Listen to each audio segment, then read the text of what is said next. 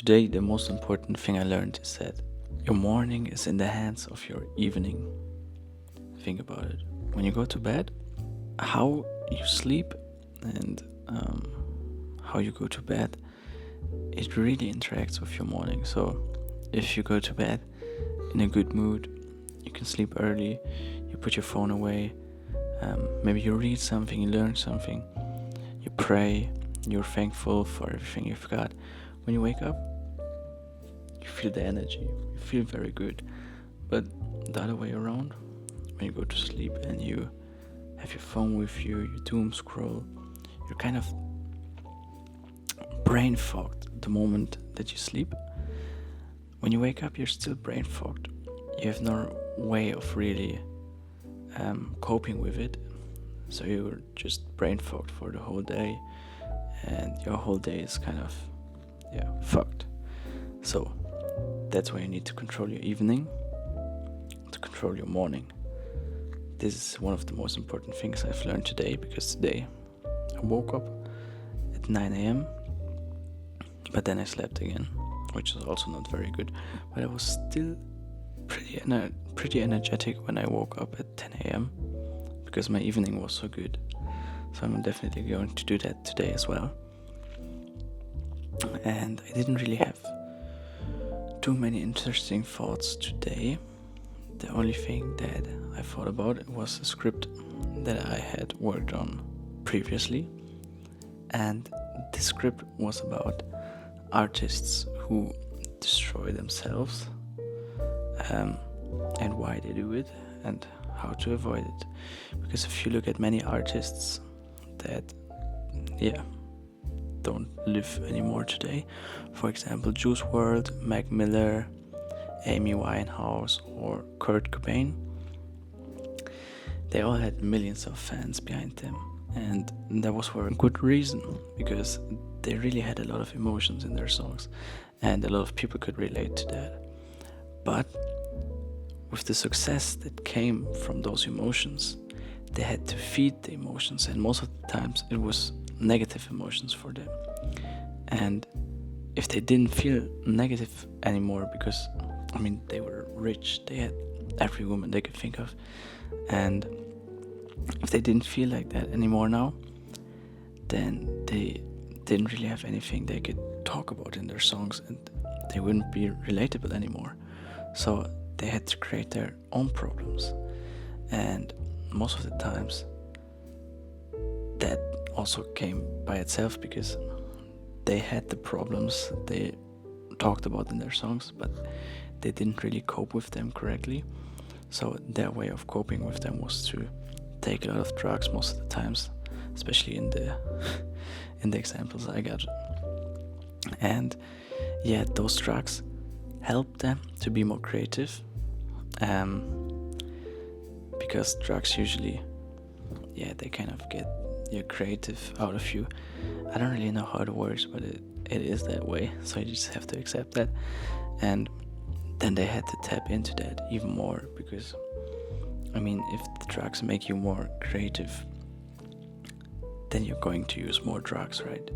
Because there's this constant pressure on you that you need to be creative, you need to make a new good song, because your life depends on it. Your money depends on it, and most of your life depends on money. So you have to be more creative. You take more drugs because you want to be creative all of the time, but then taking drugs gets your normal self, so you have to take even more drugs to be more than your normal self again. But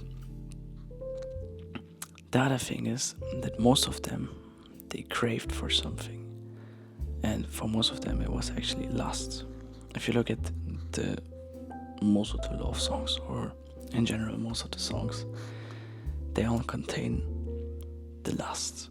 If you look at Juice WRLD, for example, his girlfriend, she really only wanted him for the money. I'm making some assumptions here, but if you really look at it, it's quite obvious. And so he didn't have real romance. He only had the illusion of love. He had the illusion that he loved someone, but it was only sexual. And at this point, it also destroyed him because he craved more sexual contacts every day, and he kind of fulfilled that by taking more drugs every day, because the more famous he got, the more pussy he got, you know what I'm saying? And because of that, he went into a self-destructing spiral, because he was constantly lusting. But to achieve his desires, most of the times it came because he took drugs.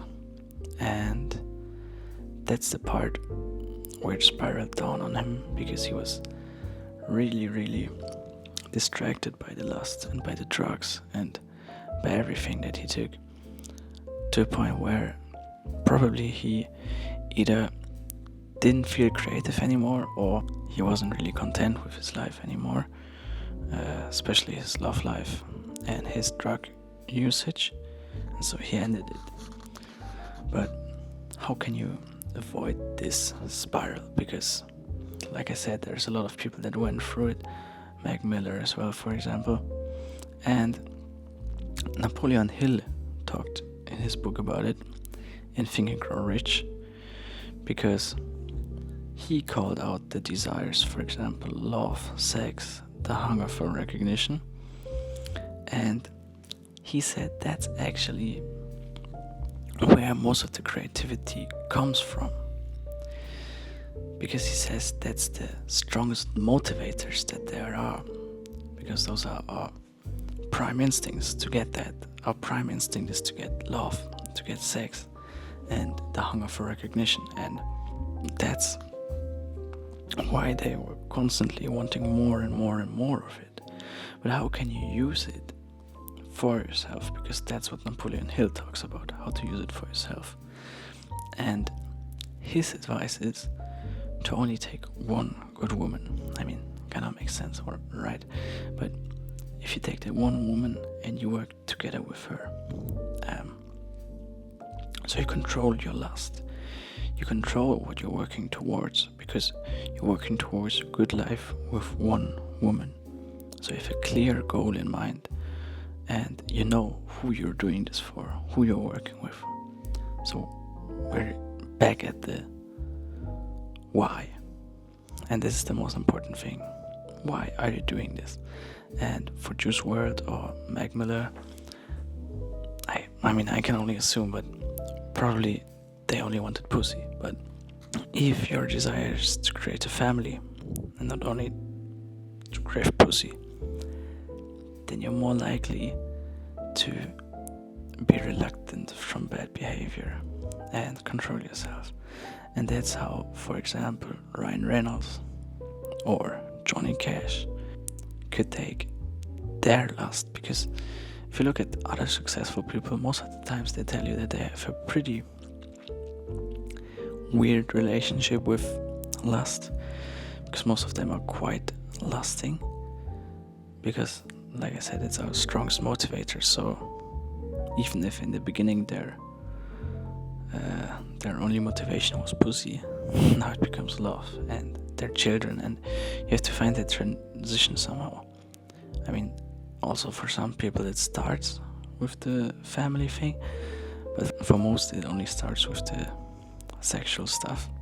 So the only way to don't go down this hill is by controlling your desires. You can never get rid of it, because all of us have it, and the ones who have it more are usually actually the more successful ones, because they have a strong why, even if it's not the right why, but they have a strong why.